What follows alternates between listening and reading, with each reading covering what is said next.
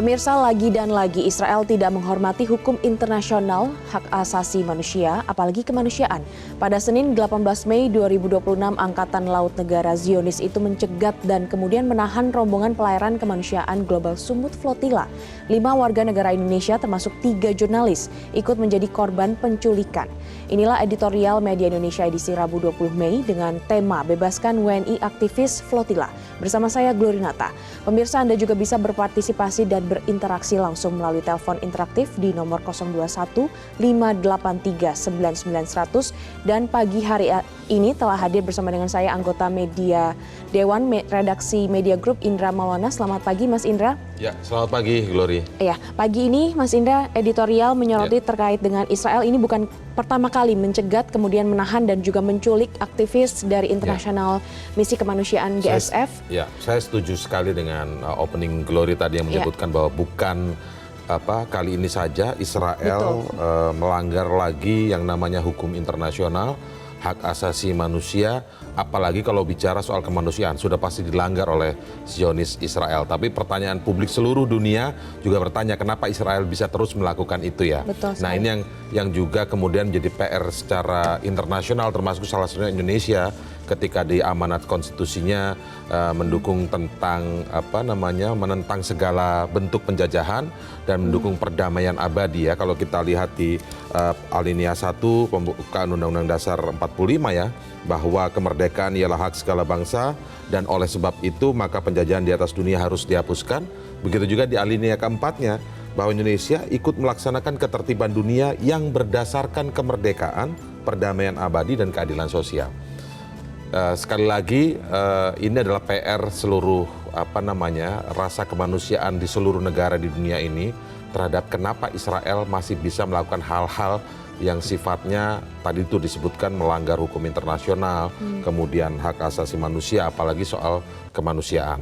Nah, dalam hal ini ya, kita sudah berulang kali terjadi pencegatan, penangkapan, kita sebutnya penculikan saja. Memang mereka menculik itu para aktivis, jurnalis ya dari seluruh negara di dunia, termasuk salah satunya Indonesia. Tadi disebutkan ada sekitar 5 ya, tapi ini jumlahnya masih terus terupdate ya. Jumlahnya masih terus terupdate dan diduga ini sudah 9, bukan lagi 5, 7, sempat 7 sampai tadi malam, tapi agak pagi ini sudah ada 9 ini terkonfirmasi. Karena ini kan memang dari kapal-kapal yang beberapa kapal yang jalan itu cegatnya mungkin tidak langsung kemudian terdata dengan jadi satu ya. Tapi kita update terus datanya akan seperti apa. Nah, kita juga sudah mendengar juga bagaimana pemerintah Indonesia melalui sejumlah perwakilannya ya. Perwakilan dalam hal ini kemarin juru bicara Kementerian Luar Negeri, lalu kita melihat Pak Dudung Abdurrahman tadi juga menyatakan segera mendesak Israel untuk membebaskan.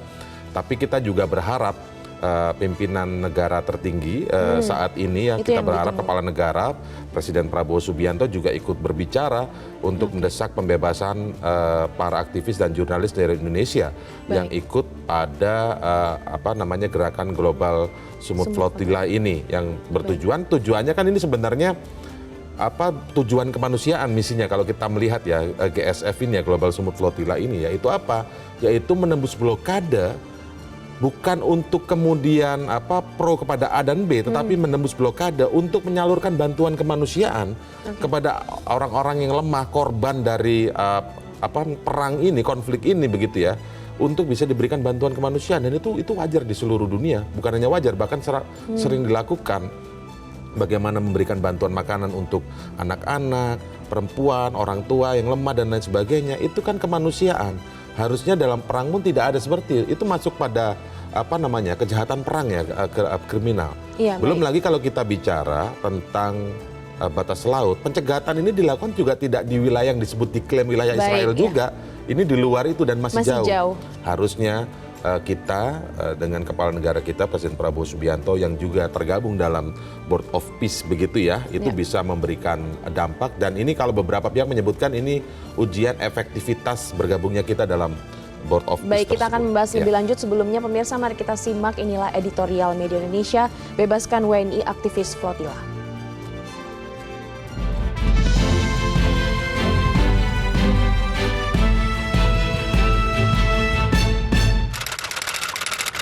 Bebaskan WNI Aktivis Flotilla.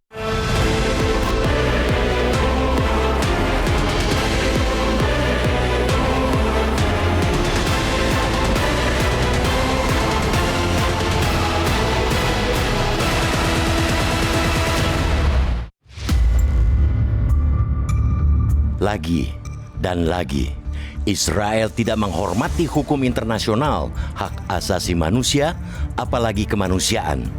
Pada Senin 18 Mei, Angkatan Laut Negara Zionis itu mencegat dan kemudian menahan rombongan pelayaran kemanusiaan Global Sumut Flotilla, GSF. Berdasarkan keterangan GSF, ada 52 kapal rombongan mereka yang dicegat dan sekitar 100 relawan dari puluhan negara yang diculik Israel. 5 negara Indonesia WNI termasuk 3 jurnalis ikut menjadi korban penculikan. Aksi Israel pantas disebut penculikan karena seluruhnya ilegal. Israel sama sekali tidak berwenang karena pelayaran itu masih berada di perairan internasional. Bahkan posisi rombongan GSF pun masih di dekat Cyprus yang artinya masih jauh dari wilayah perairan Israel. Pola Israel yang tidak ubahnya perompak ini memang bukan baru. Pada 30 April lalu, 22 kapal GSF juga dicegat saat masih di perairan internasional dekat Yunani.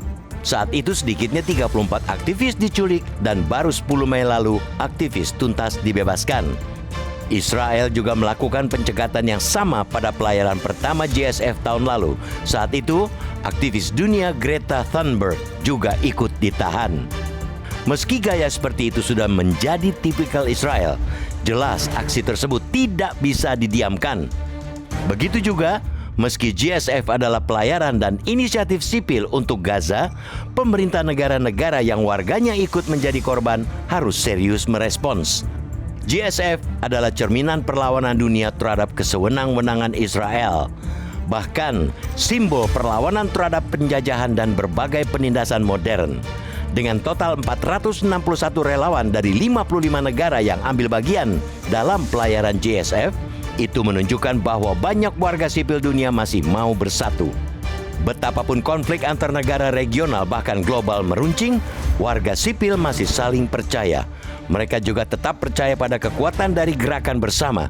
Itu adalah harapan yang harus terus dijaga, termasuk oleh setiap pemerintah. Solidaritas sipil macam inilah yang tidak jarang lebih kuat dari upaya-upaya diplomasi formal. Pada insiden kali ini, pemahaman akan simbol gerakan GSF itu setidaknya terlihat dari respons Presiden Turki Recep Tayyip Erdogan dan Perdana Menteri Malaysia Anwar Ibrahim.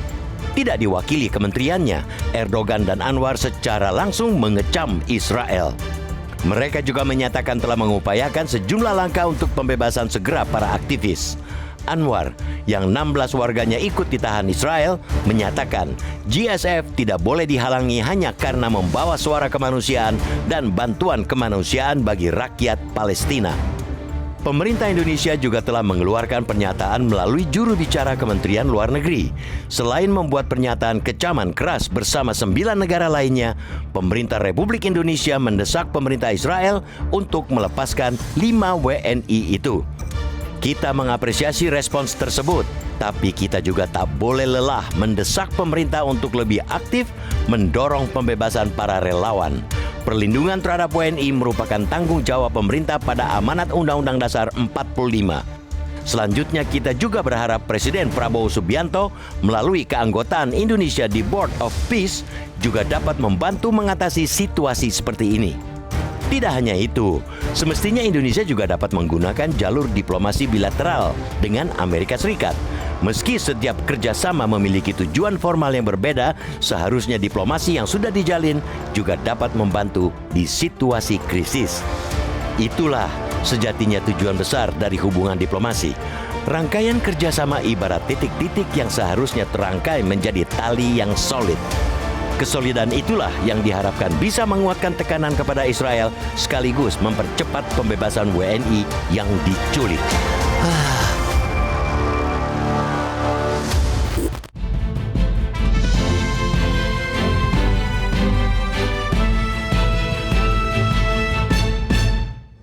Pemirsa, tetaplah bersama kami. Usai jeda kami akan segera kembali untuk Anda.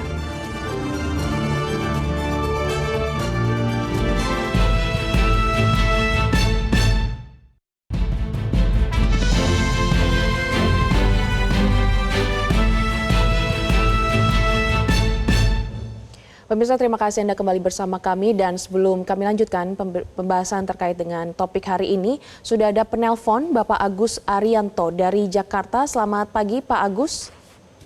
Ya, selamat pagi Mbak. Selamat pagi Metro TV. Ya, selamat pagi Pak. Ya, Silakan, Pak. Pak Agus silakan. Ya, jadi ini merupakan pelanggaran hukum internasional ya oleh Israel sama pelanggaran HAM. Jadi intinya kita harus ikut membantu pembebasan warga negara Indonesia, itu kewajiban pemerintah. Cuman masalahnya adalah kita nggak punya hubungan diplomatik dengan Israel. Jadi pemerintah Indonesia mungkin bisa melalui diplomasi pihak ketiga, melalui PBB atau Amerika Serikat yang mempunyai hubungan diplomatik gitu. Saya kira itu yang penting untuk pembebasan teman-teman kita semua ini. Ya, saya pribadi merasa prihatin dengan peristiwa ini. Saya kira demikian yang bisa saya tanggapi gitu. Baik, terima kasih Pak Agus. Dan Mas Indra, Ya. Pak Agus tadi menyoroti soal pelanggaran hukum yang internasional yang dilakukan oleh Israel, dan ini kewajiban pemerintah juga untuk turut mendesak pembebasan WNI yang Ya. diculik. Betul sekali, menarik ya Pak Agus tadi menyampaikan, kita semua juga menyampaikan prihatin ya dengan kondisi ini, karena seharusnya kalau kita lihat para aktivis, jurnalis yang ikut pada gerakan Global Sumut Flotilla yang mempunyai misi menyalurkan bantuan kemanusiaan kepada korban di sana ya, baik makanan, logistik dan lain sebagainya, air dan lain sebagainya begitu ya, itu harusnya mendapatkan dukungan besar tentu saja dari pemerintah kita, karena sekali lagi kita harus melihat kembali amanat konstitusi kita. Di situ tidak hanya terletak di alinea 1 tapi alinea 2, dan juga ditebalkan berulang kali soal kemerdekaan, perdamaian abadi dan menghapuskan penjajahan dalam bentuk apapun di atas dunia ini begitu. Nah, Indonesia kan berperan di situ, di amanat konstitusinya seperti itu.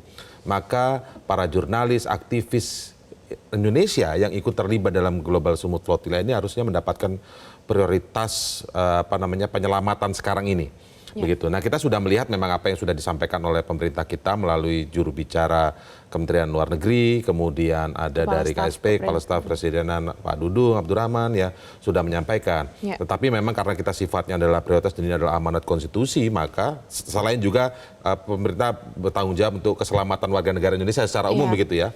Kita mengharapkan, seperti yang dituliskan di editorial, kita berharap Presiden Prabowo hari ini yang rencananya ada di DPR bisa saja juga menyampaikan untuk seruan untuk pembebasan para aktivis dan warga negara ini.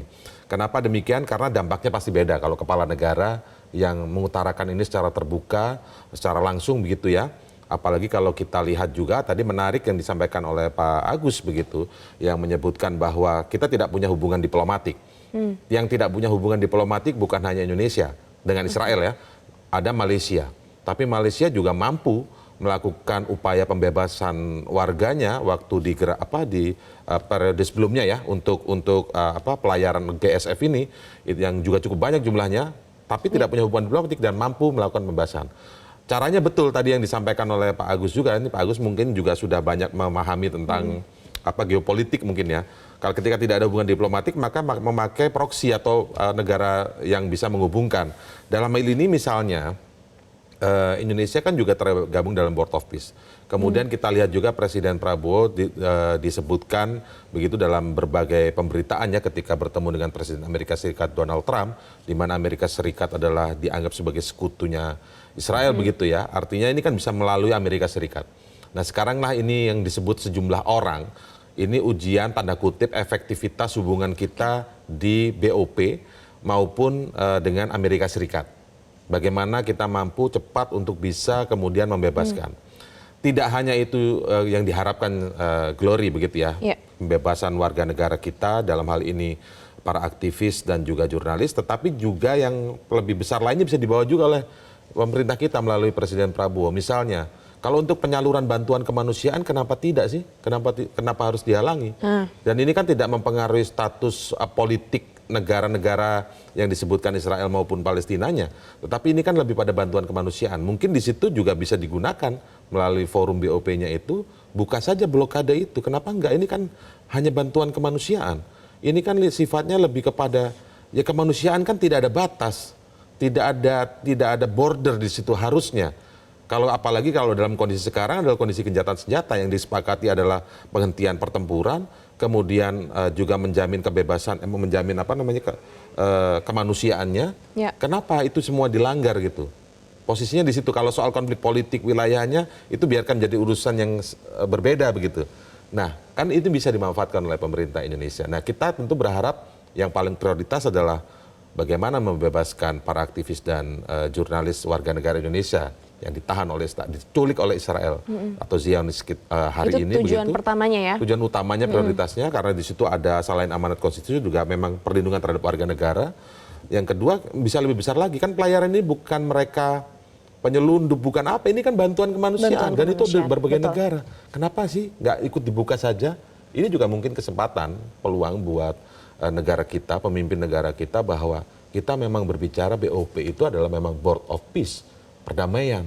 Nah itu yang bisa mungkin dimanfaatkan juga oleh pemerintah kita melalui Presiden Prabowo Subianto. Begitu. Oke, baik.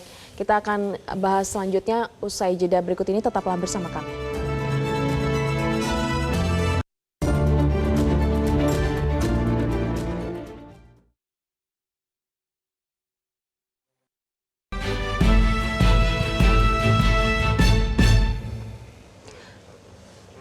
Pemirsa, Anda kembali bersama kami di Editorial Media Indonesia dan kami lanjutkan perbincangan di pagi hari ini.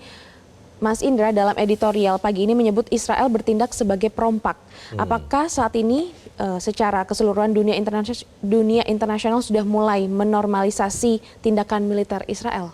Tentu saja tidak menormalisasi ya, karena dunia internasional kalau kita melihat konteksnya warga dunia ya, warga dunia itu kan kita lihat di Global Sumut Flotilla aja yang merupakan satu gerakan dari sekian banyak gerakan yang lain begitu terkait dengan pembebasan Palestina dan penyaluran bantuan kemanusiaan ke Palestina. Ini kan baru satu gerakan aja di antara gerakan yang lain. Di satu gerakan ini saja udah ada ratusan orang dengan beberapa kali pelayaran yang berusaha menembus blokade. Sumut itu kan artinya kegigihan kan, dari ambil kata-kata kegigihan untuk terus menembus blokade itu. Artinya kita melihat sih sebenarnya warga dunia tidak menormalisasi ini. Nah ini mungkin berbeda dengan secara politiknya negara-negara masing-masing. Tapi kita lihat negara-negara Eropa juga sudah banyak yang mengecam ya. Kita lihat Spanyol luar biasa mengecamnya dan beberapa negara lain ya ikut mengecam juga secara politiknya, artinya secara kepemimpinan negaranya. Kita lihat Malaysia keras sekali ya menyampaikan tuh Perdana Menteri Anwar Ibrahim. Dan kita juga melihat beberapa negara yang lain termasuk Turki, Recep Tayyip Erdogan ya, itu juga sangat keras berulang kali. Cuman kan memang setelah ucapan keras kemudian apa yang bisa dilakukan itu soal yang berbeda lagi. Karena di situ mungkin positioning politik secara geopolitik di dunia ini, apa mungkin kaitannya dengan ekonomi politiknya dan lain sebagainya. Ini hal-hal yang memang detail dilihat. Kita lihat bagaimana perlawanan Iran terkait ini kan sebenarnya, makanya kemudian konfliknya menjadi dengan Iran juga. Nah tapi di sisi lain memang kalau kita lihat beberapa yang tadi sempat disebutkan Glory, kemudian mereka juga menculik, melakukan perompak, lebih dari sekedar perompak ini. Ini lebih dari sekedar perompak.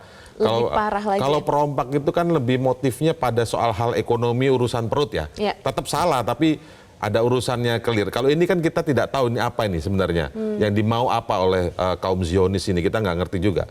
Nah kemudian kalau kita lihat banyak jurnalis yang kemudian menjadi korban. Di antara ini para jurnalis, selain aktivis kan jurnalis. Buat Zionis Israel itu jurnalis dari tahun 2023 ketika konflik ini kembali membuncah ya. Dan kemudian menjadikan alasan 7 Oktober. Mereka kan selalu menyampaikan alasan 7 Oktober diserang Hamas kan. Tapi kemudian mereka kembali melakukan balasan dan bukan hanya balasan tetapi penindasan yang jauh lebih kejam dan lebih lama. Itu kan sampai hari ini begitu. Bahkan ketika gencatan senjata sudah dilakukan pun masih dilakukan sampai hari ini. Dan sudah 200-an lebih jurnalis, ada disebut yang menyebut datanya 260 jurnalis dibunuh ya. Bukan hanya menjadi korban, tapi dibunuh. Nah, ada yang menyebut 270 jurnalis. Nah, apakah dari data itu, ini bentuk ancaman serius bagi kebebasan pers global?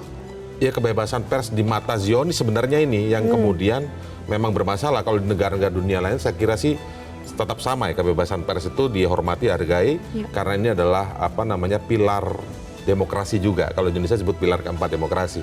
Nah, tetapi kalau bagi Zionis kayaknya tidak mengenal itu. Jangankan jurnalis, anak-anak saja mereka tidak pandang. Yang terakhir kalau kita lihat bagaimana hewan pun menjadi sasaran siksaan untuk para pemukim Zionis tersebut. Nah ini yang kemudian kita minta gerakan dunia internasional juga, kita punya pemerintah kita, Presiden Prabowo, untuk kembali mendesak agar pembebasan terhadap warga negara kita dan bisa lebih jauh lagi menyampaikan atau menyuarakan bahwa ini kan cuma soal penyaluran bantuan kemanusiaan, harusnya bukan dong blokade itu. Ini yang kita tunggu dari Dan ini pemerintah adalah kita. amanat konstitusi ya. Betul, Glory. Dan pemirsa, kita berharap Presiden Prabowo Subianto melalui keanggotaan Indonesia di Board of Peace dapat membantu mengatasi situasi dan juga menggunakan jalur diplomasi bilateral dengan Amerika Serikat karena seharusnya diplomasi yang sudah dijalin dapat membantu situasi krisis. Demikianlah editorial Media Indonesia untuk pagi ini. Saya Glory Nata pamit undur diri. Terima kasih dan selamat pagi.